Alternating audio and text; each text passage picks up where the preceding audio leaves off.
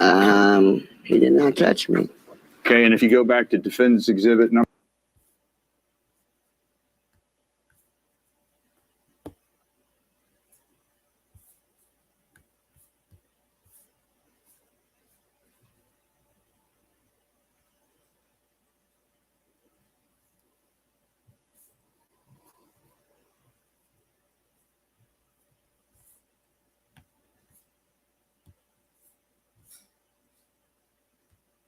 How many times did Holtzclaw touch you inappropriately? He didn't touch me. He never touched you? No. Next to the third to the last line says, Holtzclaw then asked Plaintiff Barnes if there was anything under her breast and fondled Plaintiff Barnes's naked breast. Do you see that? You just read it. Yes, I see it, sir. Isn't that different than what you testified today? What do you mean is that different? Didn't you say Holtzclaw didn't touch you? He didn't touch me. So this is a mistake. He did not touch me. Okay, and if you go back to defendant's exhibit number 11, which is the information, count 1.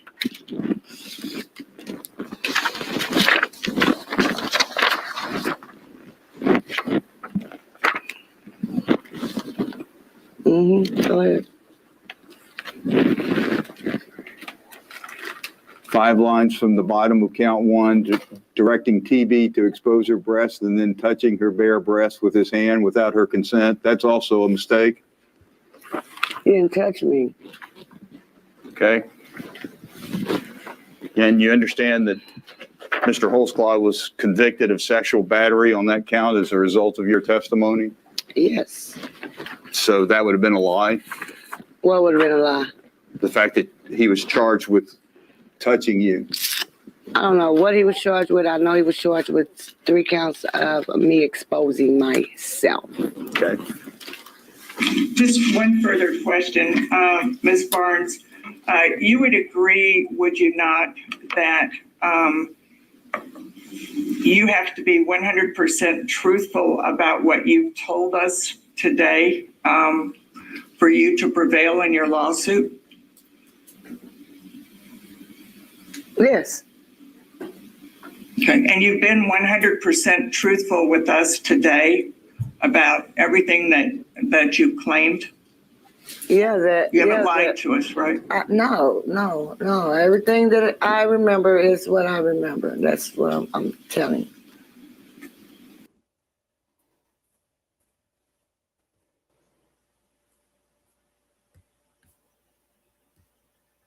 Oops. Hang on. Oh my gosh, I am really struggling today. So I don't have that video downloaded. I made the video, but I don't have it downloaded to preset into StreamYard. So it was a bit of a, what do they call it? A clusterfuck trying to get everything started. So I'm really sorry. And while that was playing, Katie jumped into the stream. So how you doing, Kay? Talking muted. I'm good. Oh, okay. Listen, the way I got started this afternoon, it was amazing. So, all right, you did great compared to what I did. Excuse me. So the reason I played that video, hopefully all of you or most of you have seen that already. That is Tabitha Barnes from her deposition, as you read on the front card that came up.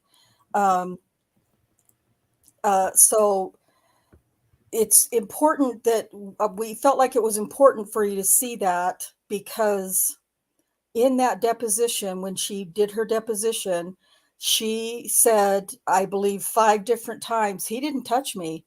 She's speaking about Daniel Holtzclaw. He did not touch me. He didn't touch me. And, but one of the charges is that he absolutely did touch her on one of 3 encounters that they had, on the first encounter of 3 that she allegedly had with Daniel. Well, the encounters did take place, but not the assaults, of course. And so we wanted you to hear that in the deposition. Not only should that have been overturned, but it should have, those charges should have never been made to begin with, because, well, oh gosh, it's such a long way. It's hard. It's so hard to do this case without going down a rabbit hole with you guys, everybody. Yes, absolutely. Thank you, Neverly. She absolutely said that she had exposed herself. You did hear that right. And that's kind of where I was trying to go, is that she says that, throughout her interview that we're going to play for you with Rocky Gregory, that she exposed herself. He didn't tell her to lift up her shirt and expose her breasts. It was that she just assumed it, so she did it. Never, at no time does she ever claim that he told her to lift her shirt or open up her pants for him to see. She assumed that's what he was asking or wanting, according to her, and she did it on her own. So, Kay, I did put in the chat, and as did Cherie. By the way, I want to say hello to everybody in Foul Play. Jack is streaming for Foul Play right now, and we, as always, greatly appreciate that. So thank you, Jack, for doing that for us. Glad to do it. Woohoo! I love when he does that. Woohoo! So I put in the chat, as well as so did Cherie I don't recall, over in Foul Play, that at the very end of that interview is Kathleen Zellner. I'm guessing that there are some questions that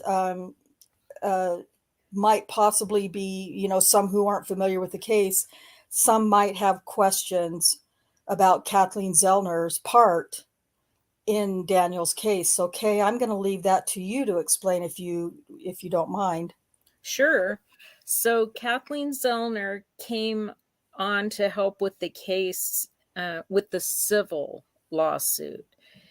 And it was Kathleen and, oh my gosh, help me. What is her partner's name? Doug Johnson. Doug Johnson.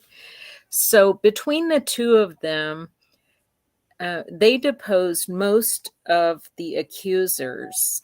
Let's see, there were 11 accusers that were part of the civil lawsuit. And Zellner deposed lab analyst Elaine Taylor. I should have reviewed this before the show. I'm forgetting. Well, I just kind of threw it on you, so sorry. That's my bad. Anyway, so obviously she is no longer a part of the case. We had hoped that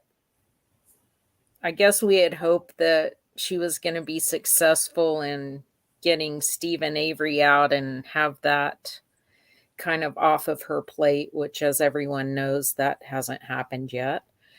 But she was just obviously an asset for Daniel in the depositions, and the information that was obtained in the depositions is some of the information will be able to be used in his post-conviction effort. But she did step away from the case right at the end. We weren't finished with depositions yet. I mean, she had deposed everyone that we had called in to depose. I think Daniel's attorney now, James Hankins, deposed the last one or two accusers. And she stepped away just because she just had so much on her plate. I think it was difficult taking on this case, which is like 13 cases, and being in Illinois and not Oklahoma. So that's the story. Soon She we'll still be able to. believes in Daniel's innocence, right? She absolutely does. I mean, she's made a few Twitter posts about that. She actually prepped Daniel himself for his deposition. And yeah, I mean, when you look at her website, she still has his photo and her Truth Wins logo. And she absolutely believes 100% in his innocence. And that's where we are.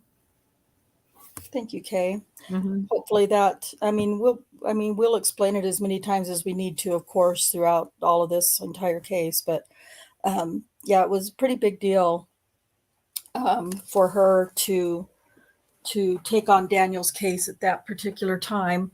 And, she did what she could, of course. But it was the Stephen Avery case that kind of held her back from being able to, go any further with it. And, we have to respect that. Of course, we respect that. I mean, she's still struggling with Stephen's case. I shouldn't say struggling, but she's still working hard on Stephen's case. I'm trying to remember how many cases she had on her plate at that time. It was many. I mean, and I don't know. Well, at that time, she was working on motions for Stephen's case, but she also had Melissa. What was her name?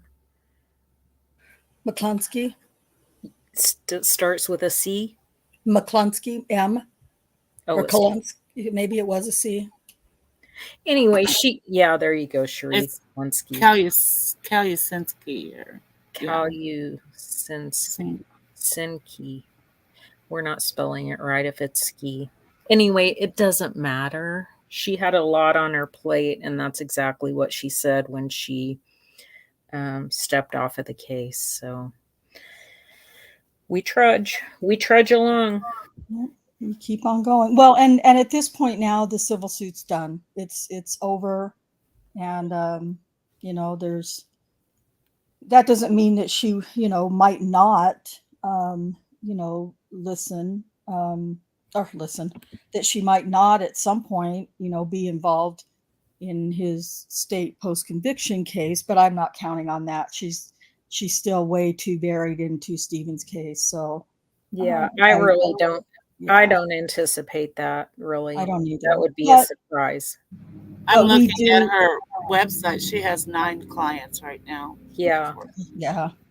And let's not forget, she has 9 clients, but even though Daniel is a client, there's 13 cases in his case, which I always feel like I want to express, because his case is not, it's incredibly complex. So yeah, so again, thank you for everybody in Foul Play being here.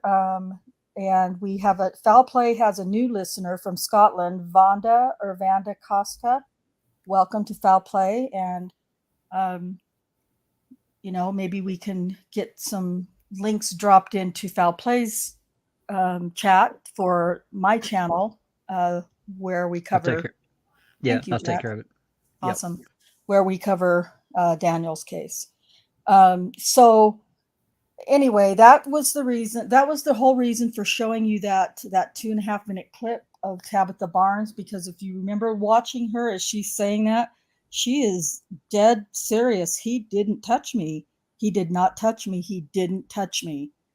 Yet, as you'll hear when I play this interview for you from Brian Bates' podcast, you'll find that she claims then that he absolutely touched her. And it's a pretty graphic complaint that she makes. So I'm trying to think if I was wanting to play the radio traffic first. I'm not really sure. Well, so as we've told you guys in many of these different shows, Daniel was running or, calling in most of the times that he was stopping these ladies, legitimately stopping them, community policing stops. And he was calling those in, and we have several of those radio traffic calls, not all of them, or we haven't been able to locate all of them, but there are, plenty of people who say, well, he wasn't calling him in, he was turning off his computer. Never happened. I'll say it every time we do a live. I'll say it over. It never happened that he turned off his computer or AVL GPS during a stop. That never happened. I don't care what anybody else tries to tell you. Don't believe it.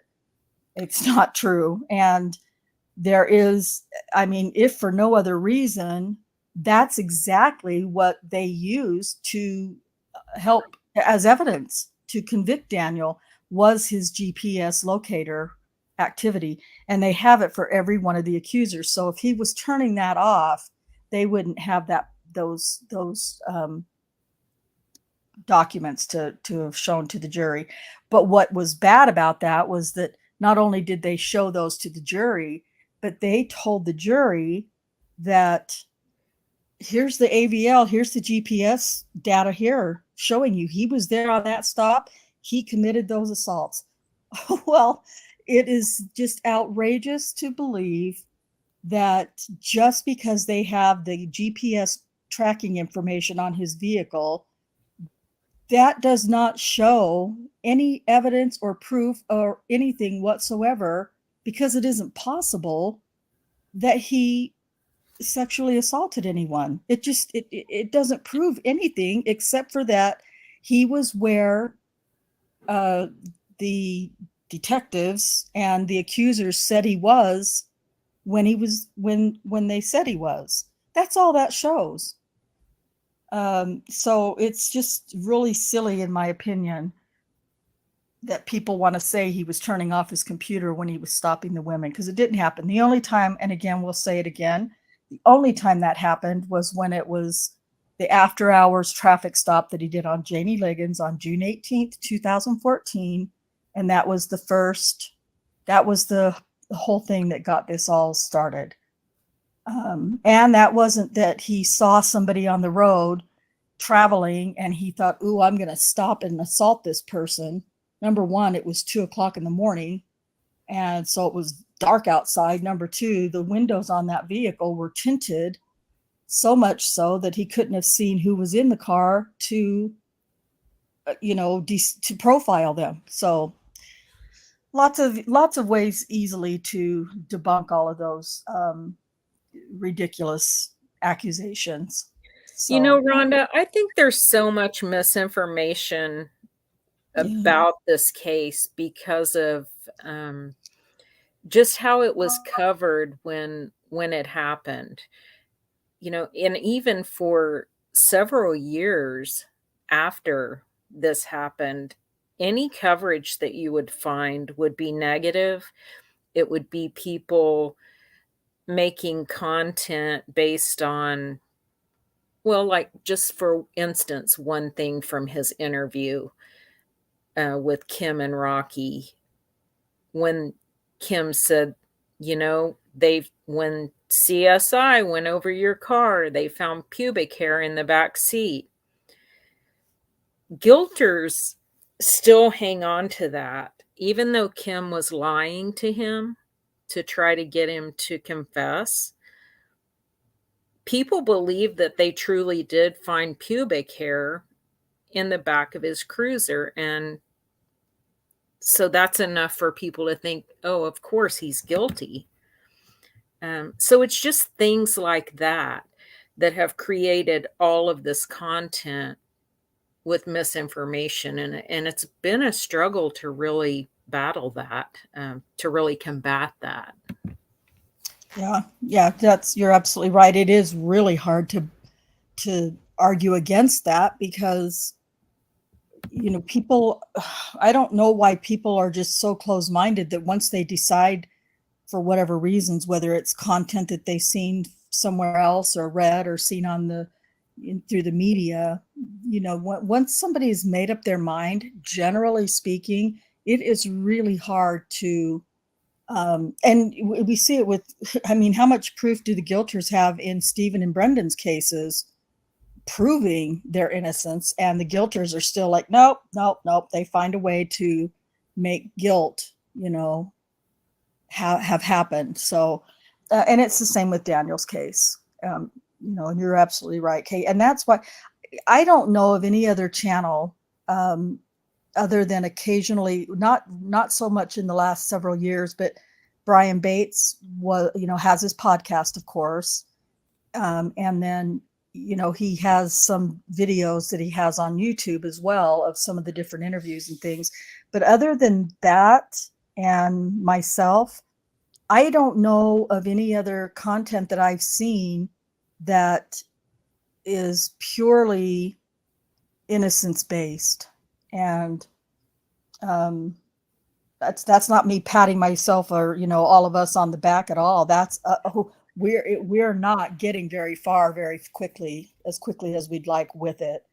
So that's why we need you guys to share the videos and comment on the videos, ask us questions. There's not hardly anything that one of us can't answer for you. If you have a question. Kay, were you going to say something? Is it Andrina O'Donnell? Andrina, yes. Do we know why she finally told the truth?